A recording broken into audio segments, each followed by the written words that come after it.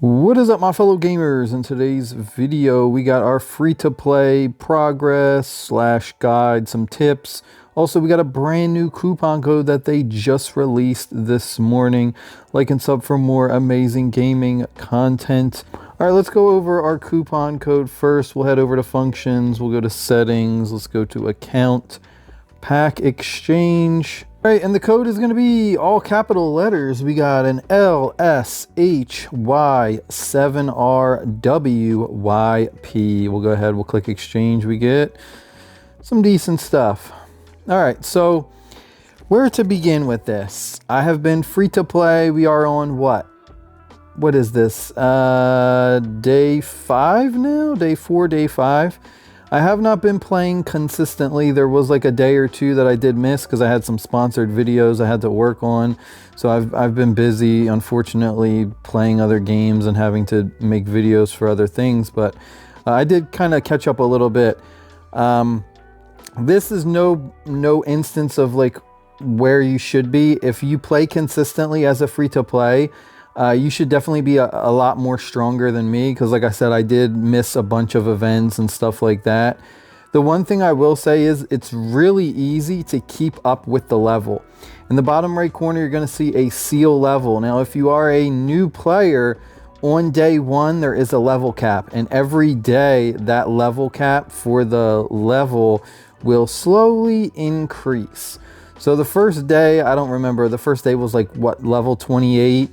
And then it just kind of slowly, gradually. So right now for our day 5, we have a level cap of 45. You can see right there.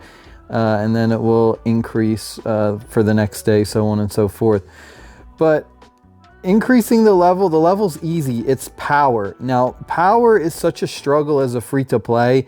And honestly, it's one of the reasons why I'm not going to be playing this game anymore or like moving forward. There is another really exciting game coming out this soon. I'm just going to say soon. If you follow my channel, you will see the video very soon and you'll know what I'm talking about. But there's a really awesome game coming out that I'm excited for. That I'm going to be jumping into that instead. But it's a real grind with free-to-play in this game. One thing that I can say is that I had one of the top players from another server actually reach out to me, and he said that he's been playing the game for a while and like the early access and stuff like that. And he said that one of the big problems is this game is not very free to play friendly over time because there's so many new things that they introduce, and you have to kind of, you don't have to, but you know, spending money is going to progress your account so much because they introduce all these new things. And if you are free to play and you're not spending money, you really can't catch up. So it's kind of like at the beginning as a free to play, it's not that bad, right? Like you can kind of get away with not spending money and kind of like competing. But the longer the server goes on, the harder it really is for you to compete with people who do even spend a little bit of money. So that's one of the really big unfortunate things with this game. I've heard that there's this big like pay to win event coming within the next week or two. I don't know if it's coming out this week or next week, where like if you spend money you get extra bonuses and like, you know, so there's things like that in this game where it's just kind of like you really, unfortunately, you'll never make it on the leaderboard or anything like that. The one thing that I can say is, as a free to play for the Dragon Hunter area, you can kind of have whales or other big spenders kind of carry you through this game. And that would probably be my biggest tip, really, if you are free to play or, you know, you just don't plan on spending any money. You really got to like do these dungeons and like the Dragon Hunter area specifically like this with whales, with big spenders who have a lot of power. I was able to finally get my first UR Drakite right here. These are fairly easy to get. The one thing that I will say is that when it comes to summoning. And you know, this is just my suggestion. As a free-to-play, you have to be really, really careful with how you like manage your resources and spend your resources. And it gets harder to do that when there's so many different resources that you have to manage. The more resources or the more types of currencies in the game, the more confusing it is, the harder it is to manage. It becomes like a job instead of being fun. Like the games that you're supposed to play a game for fun, and it doesn't, like, it takes the fun away. When it comes to summoning, we have this wish list you'll see at the bottom left corner. You can wish list 2 SSR units. From my understanding at that point, once you go ahead and you get them once from your wish list, it no longer increases the odds. So it almost feels like what I've been doing is, you can see I got 98 summoning tickets saved up. I just kind of do my summons for the day until I get the 2 Drakites on my wish list, and then I stop. And then I just kind of save up my tickets for the next day and then just summon until I get both of those.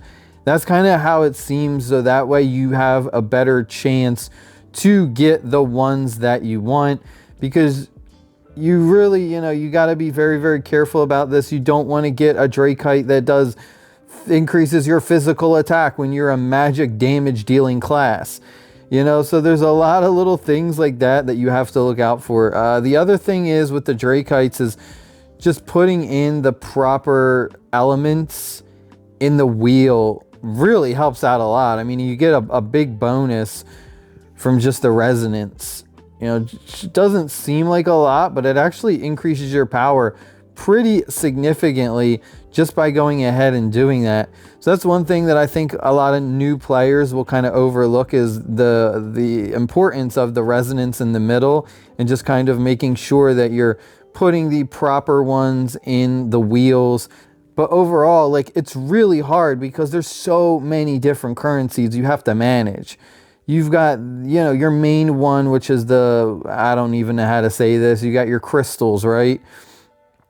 And then from there, you got like the point shop, and you've got like your brigade right here. You've got your gladiator points. You've got your go coins, friendship points. There's just so many different currencies in this game that it's a little like ridiculous for you to have to try and manage. So unfortunately, you know, I don't want people to come in here and waste their time, especially if you're free to play. I just kind of want to warn you that, like, it honestly, to me, it feels like a waste of time. I feel like I'm doing all these things, I'm playing all these events and these game modes, and it feels like I'm not really doing it for anything, because there's so many ways for people to just spend money and get an advantage over me. It's kind of really discouraging, you know, and it only gets worse. And that's what I'm trying to point out, is like, it's only going to get worse the longer the server is active, because they just come out with more new events to spend money and get new power-ups that other people, you know, won't have access to unless you spend money and stuff like that. So this is, unfortunately, this is just like, you know, I'm throwing the towel in with this one. It's, you know, it's good for maybe a little bit. You might have a little bit of fun with it. If you spend money, you'll enjoy this game a lot more. I'll say that. But if you are free to play, you're going to struggle within like 3 weeks, 4 weeks, right? A big player told me he said that all the people that he played with that were free to play, they either quit the game eventually because it just got too, you know, they couldn't compete or whatever, they couldn't do anything, or they ended up spending, you know, a little bit of money, and they started to, what he would say, learn to be smart spenders and only spend on things that actually matter, that will actually like really, really help. When it comes to your skill wheel, pretty much you have a bunch of different plans. And this is what I would say one of my favorite parts about this is, at least you can reset these for free and it doesn't cost you any resources.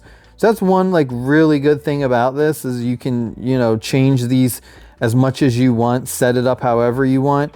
For the dancer, I would recommend having like a damage plan where you go ahead and you kind of build out the wheel for damage abilities. So like upgrading your damage skills would be like, I would say, the first priority.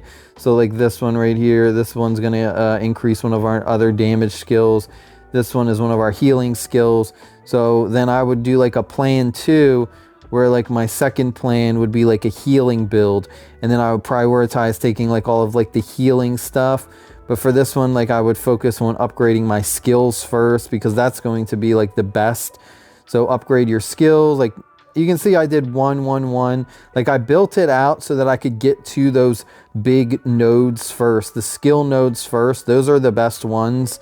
And then from there, you know, upgrade those, max out those skill nodes, and then kind of look for like the little ones, because the little ones aren't going to help you out as much as upgrading your skills. Upgrading your skills is just going to make you do so much more damage. It's going to increase the skill, so on and so forth. So that's what I recommend. And I mean, you can do that. That's pretty much for any class, whether you're the dancer, the lancer, whatever class you are.